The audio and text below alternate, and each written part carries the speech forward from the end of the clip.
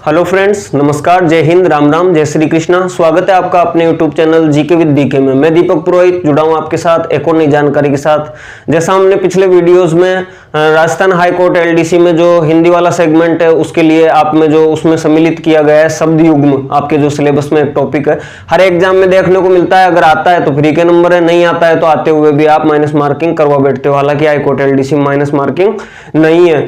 तो हम ये जो शब्द युग्म के 15 शब्द जो उस समय आपने याद किए थे, और वो सभी शब्द वो थे जो एग्जाम में ऑलरेडी पूछे जा चुके हैं।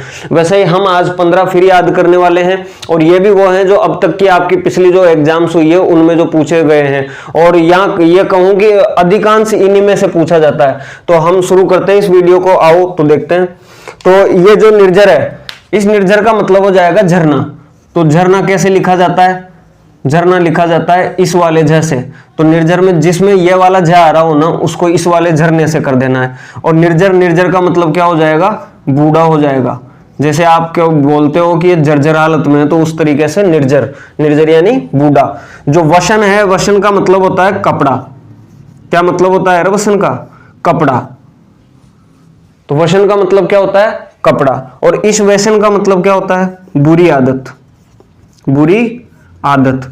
जैसे आप देखते हो कि कोई शराब, मांस, मदिरा आदि के जो बुरे व्यसन में हो जाता है, उसको हम क्या बोलते हैं? तो इसको बुरे व्यसन में आदत हो गई, इसकी व्यसन में हो गया ये, तो बुरी आदत उसको कहेंगे।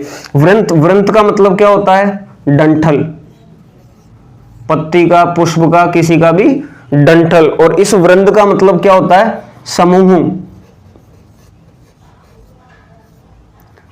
तो वृंदावन जो है वो क्या है? वनों का समूह है। वृंद, वृंद मतलब समूह। एक बार वापस याद करेंगे। झरना, जिसमें यह झ आ रहा हो उसका मतलब झरना। निर्जर यानी जर्जर यानी बूढ़ा। वसन, वसन का मतलब कपड़ा। वैशन यानी बुरी आदत। व्रंत का मतलब डंठल, और वृंद मतलब समूह। यह एसआई में पूछा गया था अभी पीछे जो 2021 में एग्जाम हुई है। स्रोत, स्रोत का मतलब क्या होता है? धारा।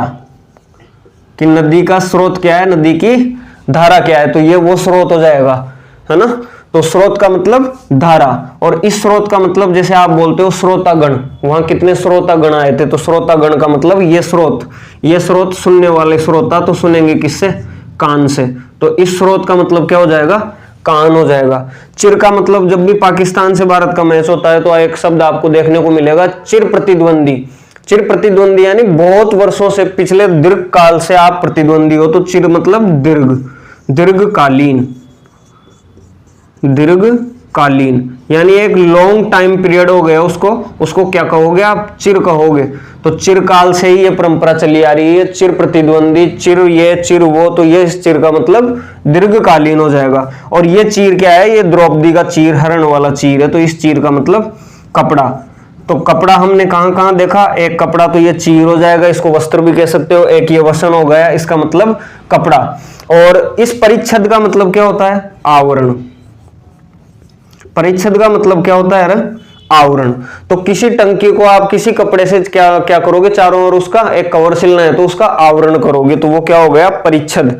और परिच्छेद का मतलब क्या होता है? परिच्छेद का मतलब होता है खंडन यानी तोड़ना।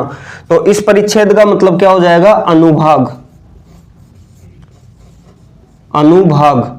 अनुभाग कैसे हो जाएगा? परिच्छेद हो जाएगा। कोई कपड़ा है, जैसे आपने वो छेड़ा फाड़ना इस तरीके से सुना है, तो उसमें परिच्छेद कर देते हैं, उसको तोड़ के एक अनुभाग उसको दे देते हैं। तो इस पथ का मतलब क्या होता है? इस पथ का मतलब वही है, सही पथ पे जाना और सही पथ पे आना, किसी की कुछ नहीं सुनना। पथ यानी रास्ता हो जाएगा आपका। इस पथ का मतलब रास्ता। और ये क्या है? पत्थे। बहुत बार इसको स्टार लगा लेना, ये तो आप याद ही कर लो। इस पत्थे का मतलब क्या होता है? रोगी का रास्ते का भोजन। रोगी का रास्ते का भोजन। तो रोगी को रास्ते में क्या खिलाओगे? उसके लिए जो आप पहले से ही रख लेते हो, सेव, केला, अनार, चीकू, संतरा, जो भी, वो सब है पत्थे। और इस दसन का मतलब क्या होता है? इस दसन का मतलब होता है दांत। इस दसन का मतलब क्या होता है? दांत। और इस दर्शन का मतलब क्या होता है? अवलोकन। इस दर्शन का मतलब क्या होता है? कि अवलोकन, कि आपके तो दर्शन ही दुर्लभ हो गए। लेकिन अगर आप किसी पर्टिकुलर व्यक्ति को दर्शन दे दोगे ना, तो वो आपके दर्शन भी तोड़ सकता है। तो ये याद रखना आप। तो आपके दर्शन नहीं टूट जाए इसलिए कुछ कुछ लोग हैं उनको दर्शन बिल्कुल नहीं देने हैं। तो दर्शन का मतलब अवलोकन हो गया, दर्शन का मतलब दांत हो गया। अब इस निर्माण का मतलब क्या होता है? जैसे आप किसी भवन का निर्माण करवा रहे हो तो उसका क्या करवा रहे हो आप? रचना। तो इस निर्माण का मतलब रचना। और ये निर्वाण आपने पढ़ा होगा महावीर जैन के बारे में, बुद्ध के बारे में। तो महापरिनिर्वाण यानी निर्वाण का मतलब होता है मोक्ष। किसी शमशान के बाहर से निकलो तो वहां लिखा हुआ मिल जाएगा आपको निर्वाण भवन, निर्वाण ऐसे कुछ, लेकिन लिखना नहीं है वहां से, है ना। तो आपको याद हो गया पथ मतलब रास्ता, पथ्य का मतलब रोगी का, रास्ते का भोजन, दर्शन यानी दांत, दर्शन यानी अवलोकन। तो दर्शन यानी अवलोकन, तो दर्शन यानी दांत। निर्माण का मतलब हो जाएगा रचना और निर्वाण यानी मोक्ष। यहां तक आपको कोई समस्या नहीं होनी चाहिए। तो ये हो जाते हैं अपने 9 और हमने बात की है 15 पढ़ने की। तो बाकी के 6 और देख लेते हैं। वो भी वही है जो अब तक एग्जाम में पूछे जा चुके हैं ऑलरेडी। इनको आप याद कर लो। ये आप एग्जाम देते वक्त जब आप जाओगे सेंटर तक पहुंचोगे तब भी आप देख सकते हो। ये छोटे छोटे वीडियो आपको बहुत काम आने वाले हैं। तो साथ में हम याद करेंगे 10 नंबर पे, 10 नंबर पे याद करेंगे तर्क और तक्र। तो आप किसी से क्या करते हो? तर्क वितर्क करते हो। तो इस तर्क का मतलब तो क्या हो गया? तर्क वितर्क वाला तर्क, यानी उससे बहस। तो इस तर्क का मतलब क्या हो गया? बहस। और इस तक्र का मतलब क्या होता है? छाछ। दूध का जला जिससे फूंक फूंक के पीता है ना, वही वाली छाछ। तो ये क्या है? ये तक्र यानी छाछ है और ये तर्क यानी बहस हो गया। इसके अलावा अब आप 11वें नंबर पे बात करो तो एक शब्द होता है बहुत बार पूछा हुआ, निश्चल। और एक क्या होता है? निश्चल। निश्चल तो जिसमें चल आ रहा है वो चल नहीं सकता क्योंकि उसके आगे क्या लगा हुआ है? निश लगा हुआ है। तो जो चल नहीं सकता तो वो क्या हो गया? वो हो गया स्थिर। स्थिर। तो इस निश्चल का मतलब क्या हो जाएगा? स्थिर। और इसमें क्या आ रहा है? छल, यानी जिसके अंदर छल नहीं है वो क्या है? निश्चल है। तो इस मतलब छल रहित। तो इसको आप क्या कहोगे? छल रहित, यानी जिसमें कोई छल ही नहीं है, कोई छल कपट नहीं है, वो क्या है? निश्चल व्यक्ति होता है। और जो चल नहीं सकता, जो यहां से इधर से उधर नहीं हो सकता, जो एक जगह पे स्थिर है, उसके लिए आप क्या शब्द प्रयोग करोगे? उसके लिए आप शब्द प्रयोग करोगे निश्चल। और तर्क वितर्क आप करते हो तो उसका आशय हो जाएगा बहस। और तक्र का मतलब क्या हो जाएगा? छाछ हो जाएगा। इसके अलावा एक शब्द आप याद करो, जठर। और एक शब्द होता है जरठ। तो ये जितना भी नंबर हो, 9 के बाद में अपन ने 10 पढ़ लिया, तो ये 11 पढ़ लिया था, ये 12वां। तो उसके अलावा 13वें नंबर पे हम बात करेंगे तो एक शब्द होता है पट और एक होता है पटु। पट और पटु। तो इस जठर का मतलब क्या होता है? आपने साइंस में पढ़ा होगा, अपने पेट में क्या होता है? जठर रस होता है, जठर अग्नि होती है। तो इस जठर का मतलब तो क्या हो जाएगा? पेट हो जाएगा। और इस जरठ का मतलब क्या हो जाएगा? वृद्ध हो जाएगा, यानी बूढ़ा।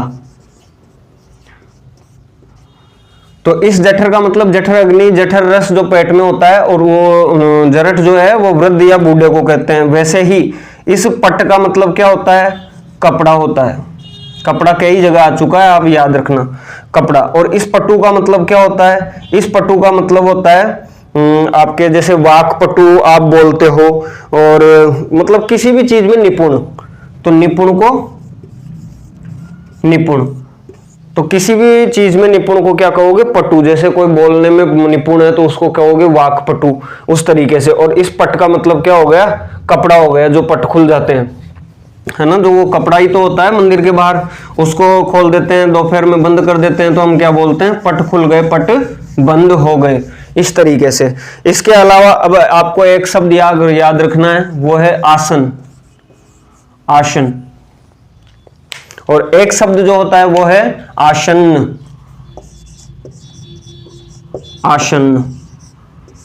आसन।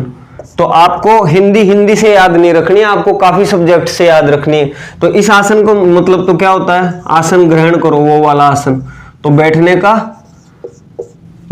क्या हो जाएगा रे? ये बैठने का हो जाएगा स्थान।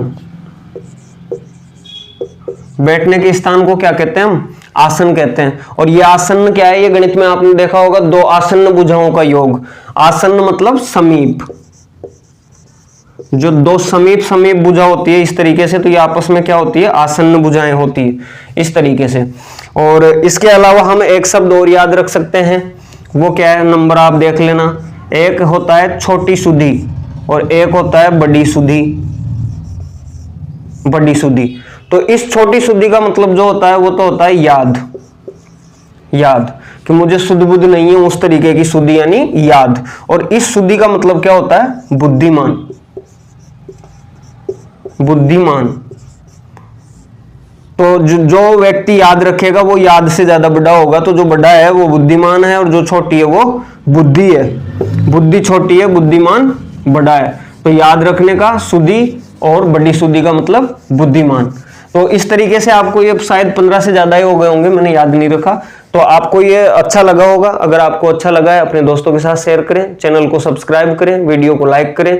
मिलते हैं नेक्स्ट वीडियो में, तब तक के लिए जय हिंद, जय श्री राम।